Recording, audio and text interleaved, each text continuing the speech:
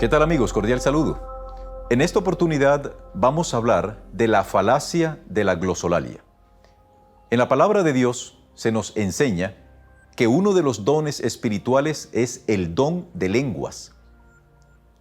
Y se ha entendido por algunos grupos carismáticos, pentecostales, que el don de lenguas se manifiesta en esta glosolalia o en este lenguaje ininteligible por parte del adorador.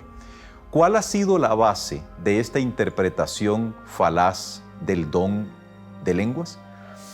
En 1 Corintios capítulo 13, versículo 1, encontramos la primera base de la mala interpretación que toman quienes creen que la glosolalia es el cumplimiento del don de lenguas. Leemos: si yo hablase lenguas humanas y angélicas, dice Pablo, si yo hablase lenguas humanas y angélicas y no tengo amor, ese es lo clave. Pablo está utilizando el vocablo sí, no de manera positiva, sino de manera probable. Si existiese la posibilidad de que yo hablase las lenguas humanas, pero no tengo amor, de nada me sirve. Expliquemos esto. ¿Cuántos idiomas había en el tiempo cuando Pablo escribió? No lo sabemos. Trasladémonos a la actualidad. ¿Cuántos idiomas se hablan en el mundo hoy? Tampoco lo sabemos a ciencia cierta. Capaz que haya alguna noción de cuántos pueden ser derivado de los países. Sin embargo, no hay una declaración fehaciente, no hay una evidencia de cuántos idiomas se hablan en el mundo. Pablo está diciendo más o menos lo siguiente: si yo pudiese hablar todos los idiomas del mundo, cosa que humanamente es imposible. ¿Por qué? No imposible porque el hombre no pueda aprender el idioma, es imposible porque el hombre no podría tener la posibilidad en su espacio vital, en su tiempo de vida, de aprender todos los idiomas que hay en el mundo. Así que Pablo está colocando una posibilidad de manera controvertida. No es posible que el ser humano hable todos los idiomas, pero en el hipotético caso de que hubiese un ser humano que pudiese hablar todos los idiomas del mundo, pero no tiene amor, de nada le sirve. Ahora Pablo presenta lo otro. Si yo pudiese hablar lenguas angélicas, dice Pablo, pero no tengo amor, de nada me sirve. Expliquemos esto también. Fonéticamente hablando, morfológicamente hablando, el aparato fonatorio del ser humano no puede hablar o replicar el lenguaje que hablan los ángeles, por la simple razón que la naturaleza angelical es diferente a la naturaleza humana.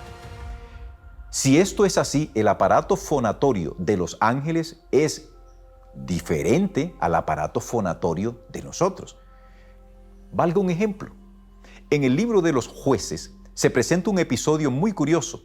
En la batalla que libró Jefté contra los amonitas, él invitó a los israelitas para que participasen en esta batalla. Sin embargo, algunos efraínitas no quisieron ir.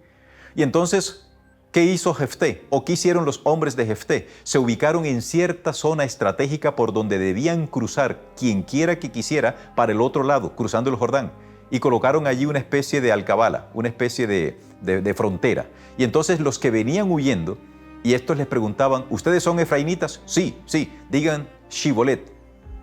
Y no podían decir Shibolet. El que era efraínita real podía decir Shibolet, pero el que no era efraínita no podía decir Shibolet, sino Sibolet, y lo mataban. Pensemos también a nivel de cualquier lugar, cualquier país. Hablo aquí en Colombia en estos momentos. Acá en Colombia hay ciertos lugares donde se tragan, donde no pronuncian bien la S. Es el caso de los habitantes de la costa. Una persona de la costa puede decir perfectamente costeño. Pero si esto yo se lo pregunto o le digo a alguien de Nariño, de Bogotá, por favor di costeño, aunque somos colombianos, aunque hablamos el idioma español, porque su aparato fonatorio desde su genética no estuvo acostumbrado a oír esta pronunciación, un hermano, un compatriota nariñense va a decir costeño o coteño. pero nunca costeño. Y estamos hablando a nivel de seres humanos. Lo mismo ocurre cuando alguien nace hablando el idioma portugués y aprende el idioma inglés. El que nació hablando siempre el idioma inglés va a escuchar una diferencia en la pronunciación del inglés de la persona que habló en lengua portuguesa. Lo mismo ocurre a nivel angelical. ¿Podemos los seres humanos hablar el lenguaje angelical? Morfológicamente, nunca. Ahora bien, ¿qué significa esto de hablar en lenguas? Simple y llanamente, tener la capacidad que Dios le da a un ser humano de hablar en otros idiomas cuando las circunstancias así lo requieran. Ejemplo, yo me encuentro en China, en cualquier provincia de China, entendiendo de que en China se hablan muchos dialectos, siendo el mandarín uno de los más extendidos. Yo me encuentro en China en una misión o simplemente voy de turismo, pero soy un siervo de Dios, soy un misionero. Y en algún momento estoy delante de un grupo de personas y el Espíritu Santo, conforme a su voluntad, a su beneplácito, impresiona mi mente y me dice, es menester que tú prediques. Yo no sé hablar chino, pero en ese momento Dios me puede dar el don de hablar en el idioma chino, yo entendiendo lo que estoy diciendo, pienso en español, pero mis palabras, el Espíritu las convierte en el idioma chino, de tal manera que quienes me están escuchando, aunque no hablan español y solo chino, entienden lo que yo estoy diciendo y ellos entienden en chino y yo entiendo en español lo que estoy diciendo y ellos pueden decir amén. La inversa. Yo hablo español y me encuentro con una persona que habla chino, pero yo no puedo hablar chino. Yo solamente hablo en español. ¿Qué puede hacer el Espíritu Santo de manera graciosa, en el sentido de gracia? Convertir mis palabras en el oído de la persona que habla chino. Él oye en chino. Yo hablo español, pero él oye en chino.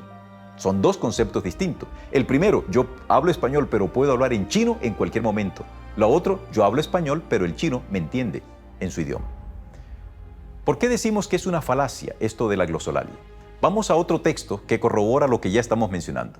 En la segunda carta de Pablo a los Corintios, en el capítulo 12 y el versículo 3 en adelante, él hace alusión de que él conoce a un hombre que subió al tercer cielo y dice, y conozco al tal hombre, si en el cuerpo o fuera del cuerpo, no lo sé, Dios lo sabe. Ese hombre fue arrebatado al paraíso, donde oyó, escuchen bien, oyó palabras inefables. La expresión inefable quiere decir simple y llanamente que el hombre no lo puede pronunciar, y acto seguido Pablo lo corrobora. Palabras inefables que no le es dado al hombre expresar. ¿Por qué? Porque el aparato fonatorio del hombre no puede replicar las palabras que se dicen en otro aparato fonatorio, que en este caso son los ángeles. ¿Podemos nosotros alguna vez hablar el idioma angelical? Nunca. Bueno, y entonces, ¿cómo nos comunicaremos con los ángeles cuando seamos redimidos? La respuesta es simple. Dios tiene un lenguaje. En la Biblia, eso es claro. Pero ¿el hablar de Dios es comprensible al oído humano? No, no lo es. Cuando Dios bajó al monte Sinaí y tuvo el contacto con Moisés, la Biblia expresa que Dios hablaba, pero la voz de Dios llegaba a los oídos del pueblo como el sonido de truenos o el sonido de trompetas. En el libro de Daniel, el capítulo 10, se nos narra también que Daniel tiene una visión de un ser que a todas luces es Jesús antes de su encarnación. Y cuando Jesús o ese ser hablaba, la voz que salía de la boca de ese ser llegaba a oídos de Daniel como el sonido de estruendosas aguas. Lo mismo ocurre en el libro de Apocalipsis, cuando Juan está hablando con Cristo después de su ascensión. La voz de Cristo a los oídos de Juan era como de una trompeta, pero también encontramos otros pasajes en el libro de Apocalipsis donde la voz de Dios suena como truenos a oídos de las personas. Entonces, ¿tiene Dios un lenguaje? Claro que lo tiene. ¿Podemos nosotros hablar el lenguaje de Dios? Jamás. Ontológicamente, eso no es posible. Morfológicamente, aún peor. No podemos jamás llegar al nivel morfológico de la corporalidad de nuestro Dios. Entonces, si no podemos hablar el idioma angelical, no podemos pronunciar, si no podemos hablar el idioma de Dios, ¿cómo es que nos podemos entender? Muy simple. ¿Cómo se hace? A través de la comprensión de que el lenguaje superior se rebaja al lenguaje inferior, análogo a lo que ocurre en nuestras comunicaciones con los niños. Cuando los padres se relacionan con un niño pequeño, cuando un niño está apenas balbuceando, un niño de 2 años, el padre no le exige al niño que hable como él. No le exige que el niño se eleve al lenguaje del padre. No, el padre se rebaja, por así decirlo, al lenguaje del niño. Lo mismo ocurre de manera análoga en la relación comunicativa que tienen Dios, los ángeles, con los seres humanos. No es que nosotros vayamos a hablar el lenguaje angelical, porque ya hemos hablado, morfológicamente el aparato fonatorio nuestro no está diseñado para hablar ese lenguaje. Pero los ángeles sí se rebajan al lenguaje de nosotros y de esa manera se puede establecer una comunicación bidireccional. Ellos pueden sí hablar nuestro lenguaje, pero nosotros no el de ellos. Dios puede hablar nuestro lenguaje, pero nosotros no podemos hablar el lenguaje de Dios. En conclusión, es importante que nosotros entendamos que el don de lenguas sí existe, pero no es la glosolalia. Espero que esta explicación satisfaga algo de tu interés en el aprendizaje de la Biblia y que a medida que vayamos exponiendo otros temas, tú también participes en la recepción del mensaje y puedas pensar, sacar conclusiones y tomar decisiones.